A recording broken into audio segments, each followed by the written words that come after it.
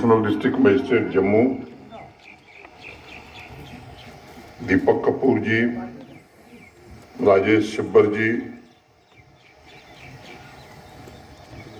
यहाँ पर उपस्थित प्रशासन के हमारे सभी सहयोगी, पीओजेके के भाइयों बहनों तथा सम्मानित नागरिकों,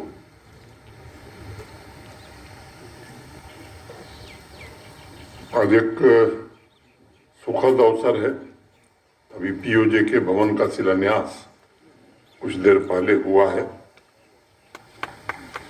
जिस प्रकार 5 अगस्त 2019 को शरणार्थी परिवारों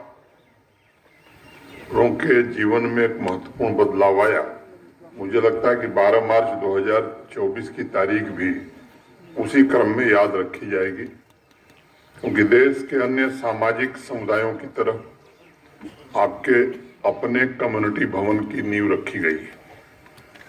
यह भवन उन शहीदों को समर्पित है जिन्होंने 1947 में पाकिस्तान आर्मी तथा कबीलाई आक्रमण के दौरान अपने जीवन का सर्वोच्च बलिदान देकर भारत की एकता और अखंडता की रक्षा में अपने प्राणों की आहुति दी थी। यह भवन उन शरणार्थी परिवारों को समर्पित है, उनकी स्मृति में बनाया जा रहा है। उनके त्याग को समर्पित है जिन्होंने असंख्य अत्याचार सहे, लेकिन अपनी संस्कृति और अपने मूल्यों में अपनी श्रद्धा को कमजोर नहीं होने दिया। यह भवन ऐसे तमाम शरणार्थियों को भी समर्पित है जिन्हें दशकों तक सामान्य नागरिकों के अधिकारों से वंचित रखा गया। 40 कैनाल 17 मरला जमीन में फैले इस भवन को 15 करोड़ 80 लाख रुपए की मदद से अभी निर्मित किया जा रहा है, जिसमें एक बलिदान स्तंभ, एक एम्पी थिएटर होगा जहां सांस्कृतिक कार्यक्रमों का आप आयोजन कर सकेंगे।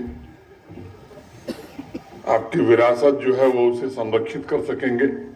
मुझे विश्वास है कि यह भवन विस्थापित परिवारों के लिए एक कल्चरल एवं वेलफेयर सेंटर की तरह काम करेगा और विविधता में एकता की भारत की सदियों पुरानी परंपरा को और मजबूती प्रदान करेगा।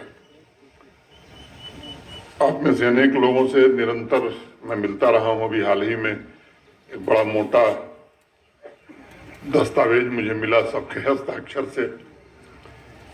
आपके संघर्षों से मैं वाकिफ हूं। ये भी मुझे पता है कि पुरानी पीढ़ी को असहनीय अत्याचार झेलना पड़ा था, बहुत से लोगों को अपनी जान गंवानी पड़ी थी। ये सिलसिला वहीं तक सीमित नहीं था। यहाँ आने के पश्चात भी अनेक परिवारों को मौलिक अधिकारों से वंचित रखा गया, चाहे वो शिक्षा का अधिकार हो, वोट देने का अधिकार हो। अनेक परिवार जो देश के बाकी हिस्सों में बस गए थे, उन्हें भारत के नागरिक, एक सामान्य नागरिक की तरह सभी अधिकार मिले थे, लेकिन जम्मू कश्मीर में 70 सालों तक अनुच्छेद 370 और 35A की वजह से ढेर सारे वे मौलिक अधिकार जो भारत का संविधान भारत के नागरिकों को देता है, उससे आप वंचित थे। एक बैठक के दौरान मुझे एक परिवार के बारे में बताया गया था जिनकी 3 बेटियां थीं। किसी प्रकार उच्च शिक्षा प्राप्त किया उन्होंने, लेकिन उन्हें सरकारी नौकरी के योग्य नहीं समझा गया। इस तरह के अनेक मामले हैं। कई पीढ़ियों ने दुख तकलीफ सहते हुए अपनी जिंदगी गुजारी। अभी आंकड़े बताए गए 1947, 1965, 1971 के कुल विस्थापित परिवारों की संख्या 31,619 थी, जिसमें 26,319 परिवार जम्मू कश्मीर में बसे और 5300 परिवार देश के बाकी हिस्सों में गए। इन 26,319 परिवारों में 22,719 परिवार ग्रामीण क्षेत्रों में बसे, 3600 परिवार शहरी इलाकों में बसे। देश के दूसरे हिस्सों में बसे आपके ही भाई बहन और उनका परिवार जहां प्रगति की सीढ़ियां चढ़ रहा था, वहीं जम्मू कश्मीर में बसे लोग भेदभाव की वजह से किसी तरह अपना जीवन यापन करने के लिए मजबूर थे। ऐसे ही एक श्रेणी और है, वेस्ट पाकिस्तान से आए हुए शरणार्थी भाइयों की 1618 फैमिलीज हैं। अब इसी परिवारों में से दो लोग देश के प्रधानमंत्री बन गए, डॉक्टर मनमोहन सिंह और इंद्र कुमार गुजराल। लेकिन जो यहां बसे उन्हें विधानसभा और स्थानीय चुनाव में मतदान देने का भी अधिकार नहीं था। राजनीतिक बात करने में आया भी नहीं, लेकिन ये सच्चाई है कि जम्मू कश्मीर में कुछ लोगों ने मिलकर एक साजिश के तहत एक ऐसी व्यवस्था बनाई थी जिसमें एक बड़े समुदाय को अधिकार विहीन दोयम दर्जे का नागरिक बनाकर रखा गया था। उन लोगों ने हजारों शरणार्थी परिवारों के लिए अभाव संघर्ष की एक ऐसी व्यवस्था बनाई थी जिसमें न वो सपने देख सकते थे, न ही अपनी आकांक्षाओं को पूरा कर सकते थे। भारत के सम्माननीय प्रधानमंत्री आदरणीय नरेंद्र मोदी जी ने ऐतिहासिक परिवर्तन के द्वारा सभी शरणार्थी परिवारों को वो सारे अधिकार दिए जो भारत के किसी भी नागरिक को प्राप्त हैं। जाति एवं अन्य प्रमाण पत्र उपलब्ध कराए गए, नई पीढ़ी स्कूल कॉलेजों में दाखिला ले सके, अपने उज्जवल भविष्य का निर्माण कर सके, इसकी व्यवस्था की गई। दशकों तक उन्हें वोटिंग राइट से वंचित रखा गया था। दूसरी तरफ प्रधानमंत्री जी ने राजनीतिक अधिकार भी देने का काम किया। डिलिमिटेशन कमीशन ने अनुशंसा की थी कि विधानसभा में एक सीट विस्थापित लोगों के लिए आरक्षित रखी जानी चाहिए और नामांकन के आधार पर एक विधायक चुना जाना चाहिए। अभी देश की संसद ने माननीय प्रधानमंत्री जी के नेतृत्व में आप सबको राजनीतिक रूप से भी सशक्त बनाया और अब एक विधानसभा में नामित व्यक्ति आपकी आवाज बनकर, मुखर आवाज बनकर सदैव जम्मू कश्मीर की विधानसभा में रहेगा। 2019 के पहले ये कल्पना से भी परे था।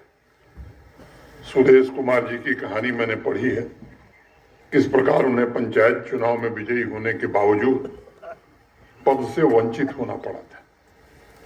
अब वो सारे भेदभाव समाप्त हो गए। ये सच है कि लंबे समय तक विस्थापित परिवारों के सेटलमेंट के लिए अनेक एडहॉक मेजर्स लिए गए।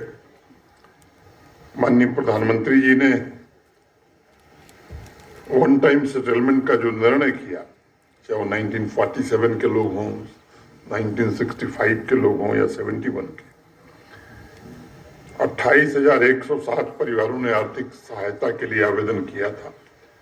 प्रति परिवार 5.5 लाख रुपए के हिसाब से 33,636 लाभार्थियों को 1452.33 करोड़ रुपए की सहायता दी जा चुकी है। समय सीमा समाप्त हो रही थी, पिछले वर्ष भी बढ़ाया गया है और अब 31 मार्च 2025 तक जो भाई बच गए उनसे मेरा निवेदन है कि आवेदन करके यह धनराशि निश्चित रूप से इसका लाभ आप लें। इस विषय से मैं परिचित हूं। अनेक परिवारों को जो भूमि मिली है उनका मालिकाना हक उन्हें नहीं मिला है। आपके अनेक डेलीगेशनों ने ये बात समय समय पर मुझे बताई है। जम्मू कश्मीर प्रशासन संवेदनशीलता के साथ इस विषय के समाधान में लगा है और मैं आज आपकी सभा में ये बात पिछली बार भी मैंने कहा था, आज मैं कहना चाहता हूं कि भारत सरकार पूरी तरह से आपकी मांगों से सहमत है। एक्ट में कुछ ऐसी परिस्थितियां थी जिसके कारण ये समय लग रहा है, लेकिन मैं आपको आश्वस्त करना चाहता हूं कि बहुत जल्द ही जो साथी जमीन तो मिली लेकिन उनको मालिकाना हक नहीं मिला, वो हक भी आपको निश्चित रूप से मिल जाएगा।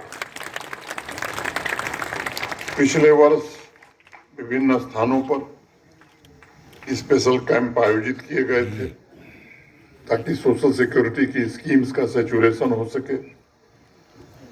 उसमें एक बात और कही गई थी कि जो नौजवान सेल्फ एम्प्लॉयमेंट के लिए आवेदन करना चाहते हैं वो भी आवेदन करें, उसे भी सैचुरेट किया जाएगा। जम्मू कश्मीर बैंक को मैंने निर्देश दिया था और 14 तारीख को ऐसे लोग जो कश्मीरी माइग्रेंट्स हैं, पीओजेके के हैं और वेस्ट पाकिस्तान के रिफ्यूजी, ऐसे सभी लोगों को जिन्होंने आवेदन किया था और जो बाहर हैं, एलिजिबल हैं, इनको 14 तारीख को नगद धनराशि उपलब्ध करा दी जाएगी ताकि वो अपना काम कर सकें। युवा पीढ़ी को रोजगार की संभावनाएं और प्राप्त हों, इसकी